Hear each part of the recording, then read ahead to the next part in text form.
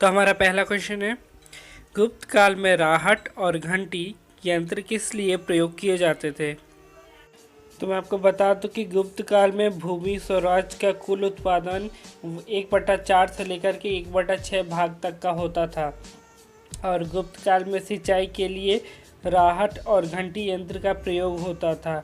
तो राहट सिंचाई में होता ये था कि एक धुरी से 2 बैलों को इस तरह बांधा जाता था कि वो गोल चक्कर काटते रहें और दूसरी ओर किसी पारंपरिक कुएं के ऊपर सिस्टम लगाकर उस पर चेन या रस्सी के माध्यम से बाल्टियां बांध दी जाती थी और अब इन बाल्टियों की चेन और बैलों की धुरी को इस तरह से जोड़ा जाता था कि जब बैल गोल घूमे तो धुरी के माध्यम से पैदा यंत्र ऊर्जा से बाल्टी की चेन घूमने लगे और कुएं में पानी निकलकर खेतों तक और नालियों तक गिरने लगे। जैसा आप वीडियो में देख सकते हैं किस तरीके से बैलों को बांध दिया गया है ताकि वो गोल गोल घूमते रहें।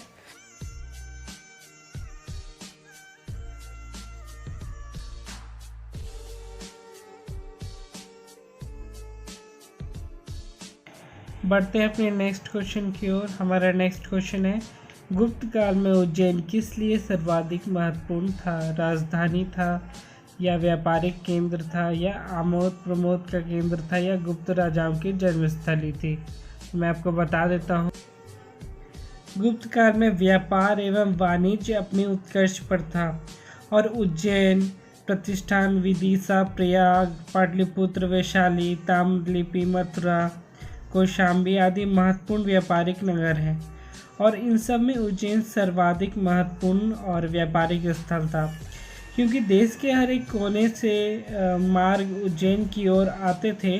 तो स्वर्ण मुद्राओं की अधिकता के कारण गुप्तकालीन व्यापार का विकास यहीं होता था, इसीलिए ये व्यापारिक केंद्र था, इसीलिए ये ज़्यादा महत्वपूर्ण था।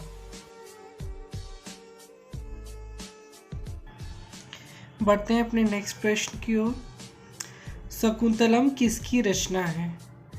तो मैं आपको बता दूं पहले, तो अभिज्ञान शकुंतलम न केवल संस्कृत साहित्य का अपितु विश्व साहित्य का सर्वोच्च नाटक है। ये कालिदास की अंतिम रचना है। इसके 7 अंकों में राजा दुष्यंत और शकुंतला की कथा का वर्णन है। इसका कथानायक महाभारत के आदि पर्व के शकुंतलोपाख्यान से लिया गया है। कण्व के माध्यम से एक पिता का पुत्री को दिया गया उपदेश आज 2000 वर्षों के बाद भी उतना ही महत्वपूर्ण है जितना उस समय था। भारतीय आलोचकों ने काष्ठीय नाटक रम्य तंत्र रम्या शकुंतलम कहकर इस नाटक की प्रशंसा की है। भारतीय आलोचकों के समान ही विदेशी आलोचकों ने भी इस नाटक को बहुत प्रशंसा दी है। सन 1791 में जॉर्ज फॉस्टर ने इसका जर्मनी में अनुवाद किया तो उसे देखकर विद्वान गेटे ने इस गदगद हुए और उसकी प्रशंसा पे उन्होंने एक कविता भी लिख डाली थी। तो इसका सही उत्तर हो जाएगा कालिदास और ये कालिदास की अंतिम रचना थी। बढ़ते हैं अपने अगले प्रश्न की ओर। देवगढ़ ललितपुर गुप्त काल में किस मंदिर के लिए प्रसिद्ध था? मैं आपको बता देता हूँ कि ये भगवान विष्णु को समर्पित मंदिर है, लेकिन ये भगवान विष्णु का 10 अवतार मंदिर है, इसीलिए इसे 10 अवतार मंदिर कहते हैं।